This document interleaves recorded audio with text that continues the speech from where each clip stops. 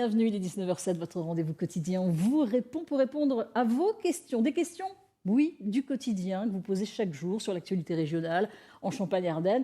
Vous scannez, regardez le QR code que vous voyez à l'antenne actuellement avec votre téléphone portable. Et puis vous posez votre question. Vous allez voir un formulaire, vous posez votre question. Nous vous contacterons rapidement et nous diffuserons vos questions dans les prochaines émissions.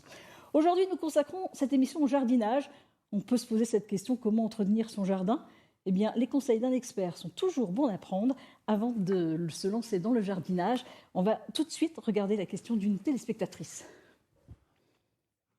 Bonjour, je m'appelle Kelly. J'aurais aimé avoir des renseignements sur le jardinage. J'aimerais savoir s'il y a des choses à faire ou à ne pas faire au mois de septembre, octobre dans mon jardin. Merci d'avance. Et oui, nous sommes en septembre. Le mois d'octobre arrive à grands pas. Merci Kelly pour votre question. Pour y répondre, je reçois Arnaud Bertin sur ce plateau. Bonsoir Arnaud. Bonsoir Valérie. Merci d'avoir accepté notre invitation. Vous êtes architecte paysagiste. Vous avez entendu cette question ? Oui, c'est normal. C'est une très très bonne période pour le jardin. On a plein de choses à faire. Ah oui, on a beaucoup de choses à faire. Demain c'est l'automne, c'est la pleine période des plantations. Alors on commence en septembre par des plantations. Refaire le gazon aussi ? On peut refaire le gazon, alors il faut faire attention, on a le climat qui est encore doux, donc c'est bien, et donc c'est la bonne période. Mais après, bien sûr, s'il y avait trop de pluie ou autre, faut éviter. Donc ça, c'est le début, on commence demain par ça, c'est Oui. vrai, on peut. Et puis, c'est une période qui annonce aussi les futures plantations, les conseils, toute la période jusqu'à quand ? Alors là, donc, on rentre en plein dans la période où on peut faire beaucoup de plantations. C'est le moment que je préfère, moi, parce que maintenant, on a l'automne et on va dire on a le printemps aussi, où on peut faire des plantations. Mais l'automne est le moment où tous les végétaux vont bien s'enraciner et vont avoir le temps de bien se mettre en place pour le printemps qui redémarrera après. Quel végétaux donner des conseils aux Par téléspectateurs ? exemple, j'aime bien utiliser le Choisya alternata, c'est l'oranger du Mexique. Alors, il faut faire attention parce que c'est toujours la bonne plante au bon endroit. Donc, le Choisya alternata White Dazzler, c'est un petit, par exemple. On peut prendre un plus gros qui est l'Aztec Pearl, qui lui fait 2 mètres, 2,50 m de circonférence.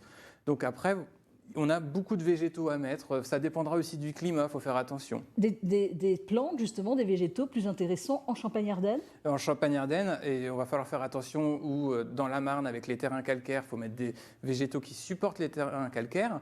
Et quand on va être dans les Ardennes, après, il y a certains type de terre avec plus argileux. Donc là, il faudra qu'on fasse attention. Mais globalement, par exemple, l'oranger du Mexique, dont je vous ai parlé, se plaît un peu dans toutes ces conditions-là. D'accord. Alors, c'est la période aussi pour la récolte. Oui, on est dans la pleine période des récoltes. Donc, bien sûr, on peut récolter du raisin. Ouais, oui, oui, bien sûr. Voilà. Mais la période des pommes, mais aussi, alors là, c'est en tant que paysagiste, c'est aussi la récolte des graines. Ah oui. Parce que là, moi, ça m'intéresse. C'est super de pouvoir, avec des enfants, c'est génial. Vous le faites de préférence le matin, pas après avoir attendu qu'il n'y ait plus de la rosée, que les graines soient bien sèches, et il faut les récupérer dans les meilleures conditions pour pouvoir après les replanter. On les replantera au printemps. D'accord. Alors, il y a cette question de Louis, qui habite Cramont, qui demande quelques conseils justement pour entretenir des haies. Il dit qu'il n'est pas très doué.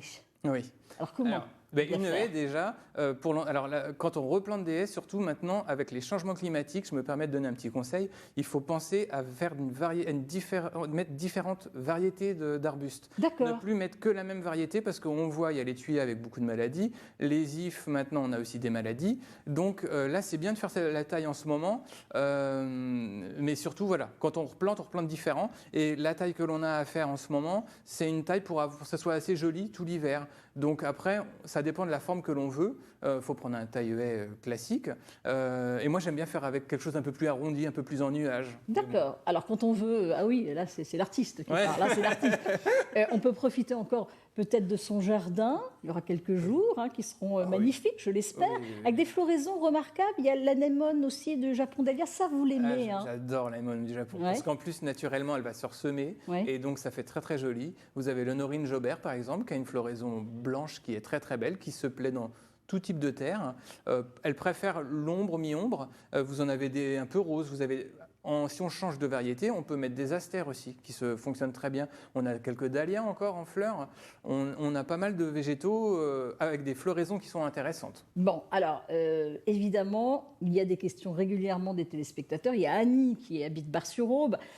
qui demande « Je désire réaliser un massif ». Est-ce que vous avez des astuces? C'est compliqué ou pas? Non, c'est pas compliqué du tout. Il faut juste regarder, faire un état des lieux de ce qu'on a aujourd'hui, parce que moi, je ne suis pas pour faire table rase de ce qu'on a. Donc, on regarde déjà ce qui est joli dans un premier temps. C'est bien de regarder l'hiver, parce qu'on voit que c'est là où le massif est un peu vide. On commence par mettre des végétaux persistants dans le massif. Donc, c'est comme si on plaçait les murs porteurs. On les met de préférence dans les coins, un petit peu au milieu. Et après, on s'amuse, comme si on mettait du papier peint, à mettre des végétaux à floraison tout autour.